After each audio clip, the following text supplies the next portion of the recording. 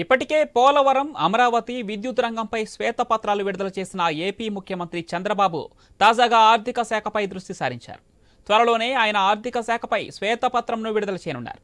ప్రస్తుతం చంద్రబాబు ఈ దిశగా కసరత్తులు చేస్తున్నారు. రాష్ట్ర ఆర్థిక స్థితిపై అధికారులతో సమీక్ష జరిపారు సీఎం.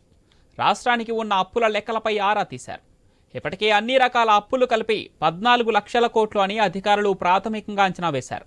ఇదే విషయాన్ని వారు సీఎం చంద్రబాబుకు కూడా తెలియజేశారు. పెండింగ్ బిల్లులు ఎన్ని ఉన్నాయనే అంశంపై కూడా చంద్రబాబు దృష్టి సారించారు.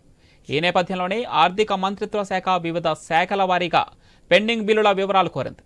అంతేకాకుండా రాష్ట్రానికి వస్తున్న ఆదాయాలు, కేంద్రం నుంచి రాబట్టాల్సిన నిధులపై ఫోకస్ పెట్టింది.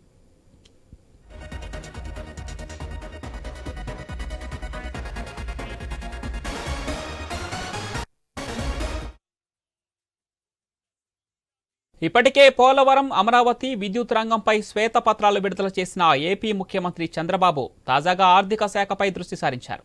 త్వరలోనే ఆయన ఆర్థిక శాఖపై శ్వేతపత్రంను విడుదల చేయనున్నారు. రైట్గా ఏపీ సీఎం చంద్రబాబు ఆర్థిక శాఖపై విడుదల చేయనున్న శ్వేతపత్రానికి సంబంధించి మరింత సమాచారం మా గుంటూరు కరస్పాండెంట్ సాంబశివరావు ఫోన్లో అందిస్తారు.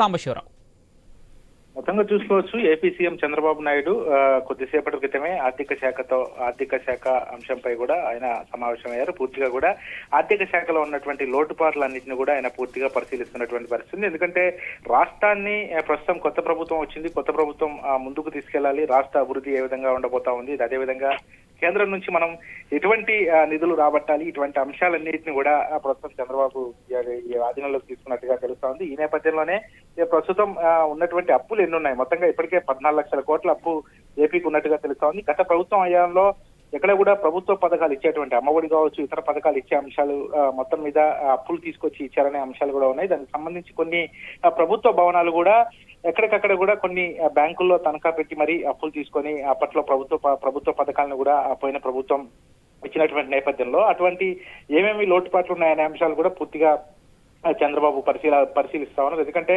ఇప్పటికే పోలవరంపై కూడా ఆయన ఇక్కడ స్థితిగతులు అన్నిటిపై ఒక శ్వేతపత్రాన్ని విడుదల చేశారు. అదేవిధంగా విద్యుత్ శాఖపై కూడా ఒక శ్వేతపత్రాన్ని విడుదల చేశారు. అదేవిధంగా ఇప్పుడు ఆర్థిక శాఖపై కూడా పూర్తిగా ఒక శ్వేతపత్రాన్ని అయితే విడుదల చేసే అవకాశం కనబడతా ఉంది. ఎందుకంటే కీలకంగా ఉన్నటువంటి శాఖ ఏదైనా ఉందంటే అది ఆర్థిక శాఖ అని చెప్పుకోవాలి. ఎందుకంటే ఆర్థిక శాఖ మెరుగ్గా ఉన్నప్పుడే రాష్ట్రంలో అభివృద్ధిని ముందుకు తీసుకెళ్లాలి. ఎందుకంటే ప్రస్తుతం ఉన్న పరిస్థితుల్లో రహదారులు కావచ్చు, విద్యా, వైద్యం కొంత ఏపీలో అడుగంటిపోయింది. అదేవిధంగా ఇప్పుడు రాజధాని నిర్మాణానికి కావచ్చు, ఎందుకంటే గత 5 సంవత్సరాలుగా కూడా రాజధాని నిర్మాణం పూర్తిగా ఆగిపోయినటువంటి పరిస్థితి. గతంలో ఉన్నటువంటి బిల్డింగ్లు కొన్ని నిర్మాణంలో ఉన్నప్పటికీ అవి శిథిల వ్యవస్థలో అక్కడ పూర్తిగా వాటి మెయింటెనెన్స్ లేకపోవడంతో ఎక్కడికక్కడ కూడా గందరగోళంగా ఉన్నటువంటి పరిస్థితి. ఇప్పుడు మళ్ళీ రాజధాని పునర్నిర్మాణం చేసుకోవాలి. అక్కడ ఉన్నటువంటి అక్కడ చుట్టుపక్కల ఉన్నటువంటి పరిస్థితులన్నీ కూడా మెరుగుపరచుకోవాలంటే ఆర్థిక శాఖ బలంగా ఉండాలి, డబ్బులు తప్పనిసరిగా కావాలి. అదేవిధంగా రహదారులు కావచ్చు, రాష్ట్ర అభివృద్ధికి, అదేవిధంగా కేంద్రంలో ఉన్నటువంటి సత్సంబంధాలతో అక్కడ నుంచి తీసుకొచ్చుకోవాల్సిన నిధులు కావచ్చు, ప్రాజెక్టులు కావచ్చు, వీటన్నిటిపై కూడా ఆర్థిక శాఖ కీలక అంశం కాబట్టి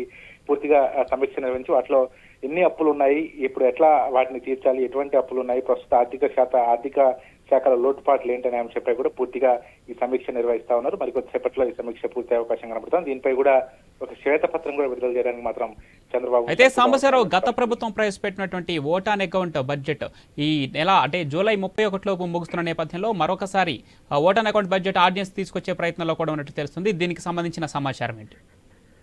ఖచ్చితంగా, ఎందుకంటే గత ప్రభుత్వం ఉన్నటువంటి పరిస్థితులపై కూడా ప్రస్తుతం అన్ని ఏ విధంగా ఉన్నాయి అనే అంశాలన్నీ కూడా పరిశీలిస్తా ఉన్నారు. దాన్ని స్థితిగతుల్ని కూడా పరిశీలిస్తున్నటువంటి పరిస్థితి ఉంది. అయితే ఆర్డినెన్స్ కు సంబంధించి మొత్తంగా ఈ యొక్క సమీక్షలో అంటే ప్రస్తుతం 14 లక్షల కోట్లు అప్పు ఉందని మాత్రం ఒక అంచనాకు వచ్చారు. కాకపోతే ఇంకా పూర్తిగా వాటిని సమీక్షించి ఇంకా ఎంత ఉంది ఏపీకి అప్పు, ఇంకా రావాల్సిన అంటే ఏపీకి రావాల్సినటువంటి నిధులేంటి, ప్రస్తుతం ఉన్నటువంటి ఆదాయ వనరులు ఏ విధంగా ఉన్నాయి, ఆదాయ వనరులు అంటే ఇప్పుడు ఎప్పుడైతే ఆదాయ వనరులు ఎక్కువగా ఉంటాయో అప్పుడు మనం పథకాలు ఇవ్వడానికి కానీ అదేవిధంగా అక్కడ ఉన్నటువంటి అభివృద్ధి పరచడానికి కానీ ఆస్కారం ఉంటుంది. కాబట్టి ఇవన్నిటిని పరిశీలించుకున్న తర్వాత ఒక తదుపరి ముందుకెళ్లే అవకాశం కనబడతా ఉంది. ఈ నేపథ్యంలో అన్ని శాఖలపై కూడా ఒక పట్టు బిగించుకొని అక్కడ ఉన్నటువంటి శాఖల పరిస్థితులన్నీ కూడా తెలుసుకున్నటువంటి పరిస్థితి. అయితే ఆర్థిక శాఖపై శ్వేతపత్రం విడుదల చేసిన తర్వాతే బడ్జెట్ ను ప్రవేశపెట్టే అవకాశం ఉందనుకోవచ్చా?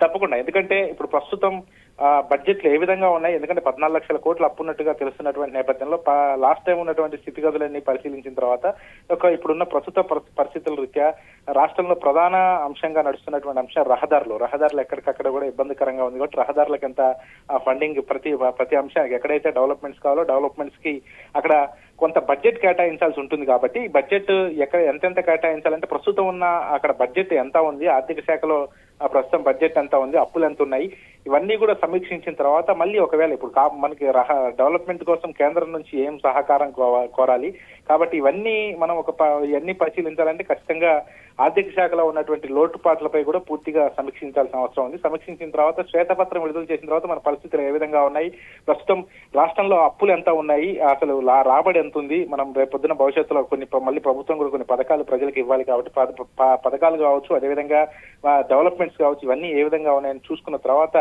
ఒక శ్వేతపత్రం విడుదల చేసిన తర్వాత ఒక కేబినెట్ మీటింగ్ లో ఖచ్చితంగా ఈ ఆర్థిక శాఖ మళ్ళీ సమావేశాలకు మాత్రం బడ్జెట్ కేటాయించే అవకాశం అయితే ఖచ్చితంగా కూడా కనబడతా ఉంది. Right, thanks for the update Sambasivarao.